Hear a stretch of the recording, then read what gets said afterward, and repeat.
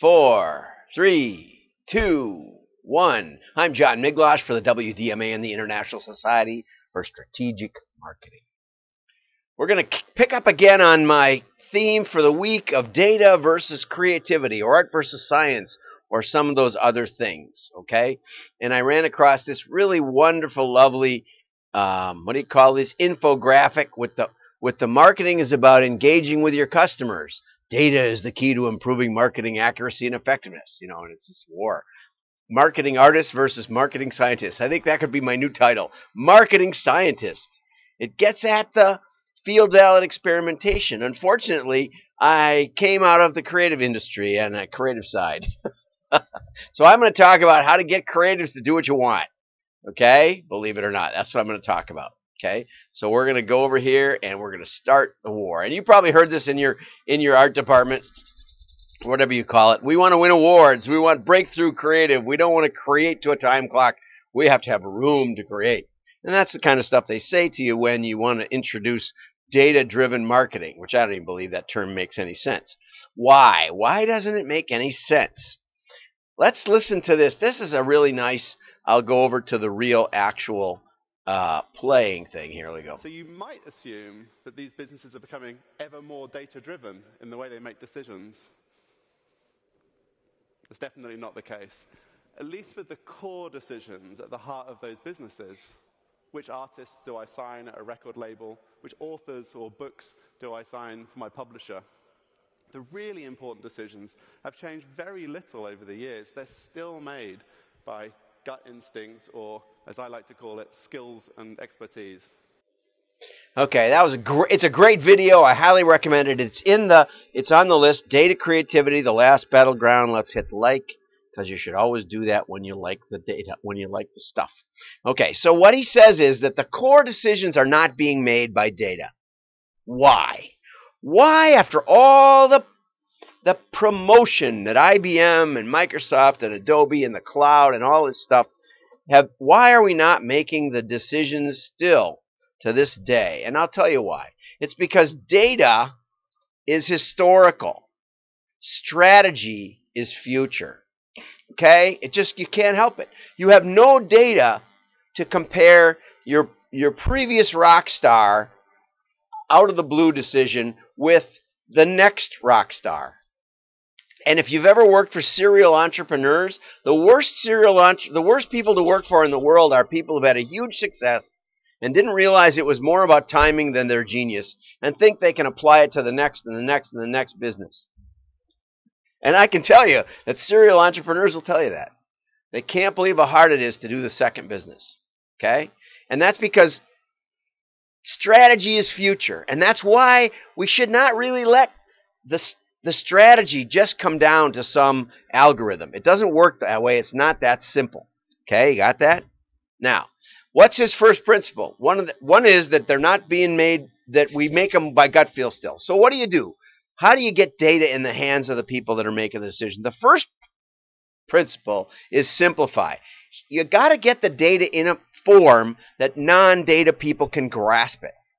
That is absolutely crucial. So yesterday we were doing a profile, and this is a product for pilots. And so they said, well, let's look at what our current pilots or our current customers look like.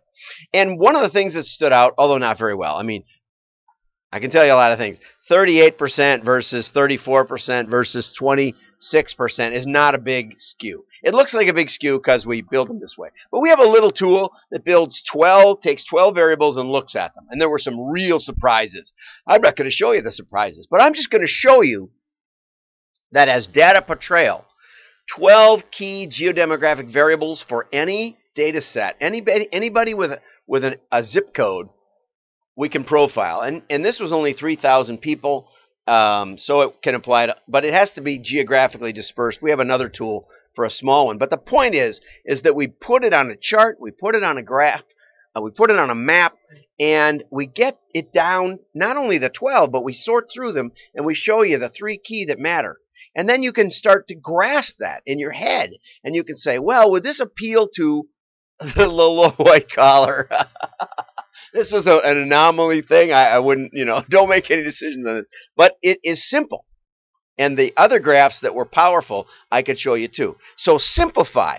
Get it down to something that they can understand.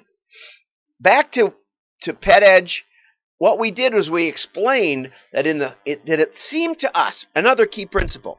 Don't tell them, this is it, we found it in the data, this is hard data, none of your crazy artistic stuff. We are the data scientists, we know what's going on. No, you got to say, well, what we think we see is a shift. Not that your normal customers go away in the spring, but in the springtime, and go back to the previous video if you don't know what I'm talking about. But in the springtime, it looks like it may not be that your core market goes away, but there seems to be this much bigger market for general dog owners who are getting their dogs clipped.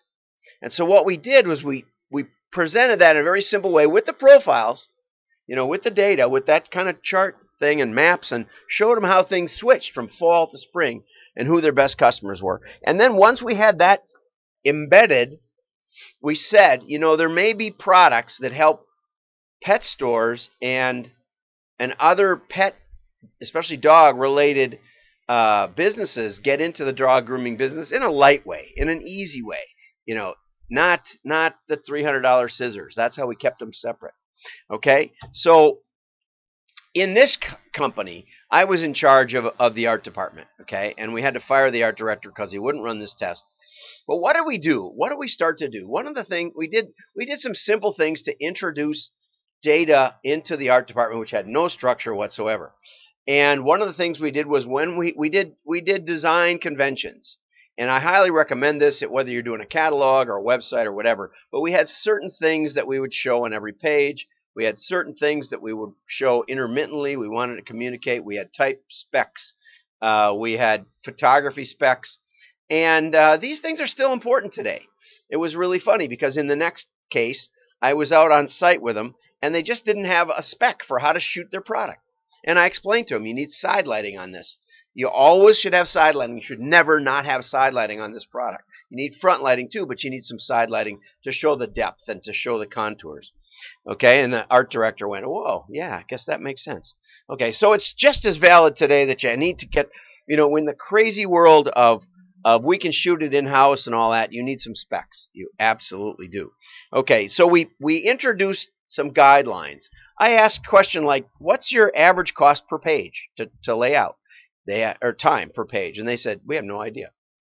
And I said, well, we're going to find out. And so we took the last 8 projects and number of pages, and we figured out how long it took, and we had a basic benchmark.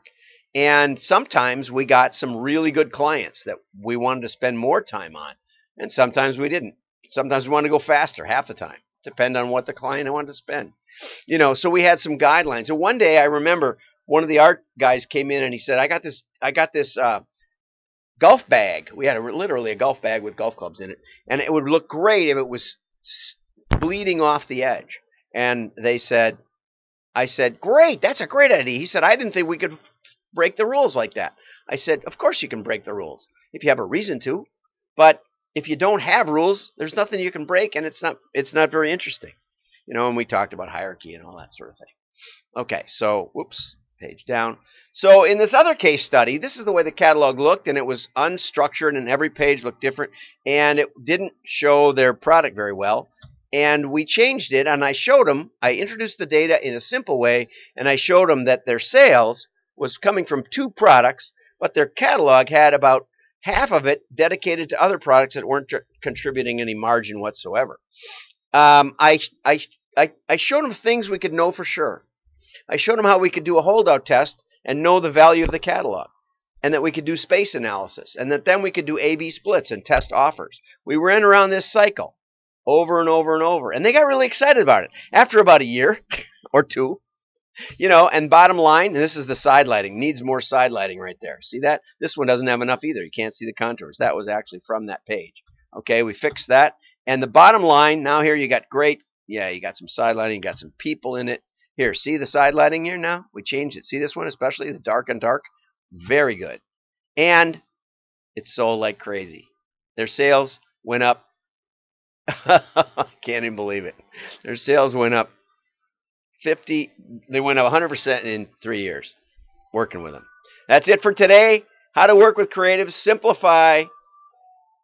Feed it to them slow. Show them how it can help them. And let them execute the creativity. I'm John Miglautsch. Have a great day.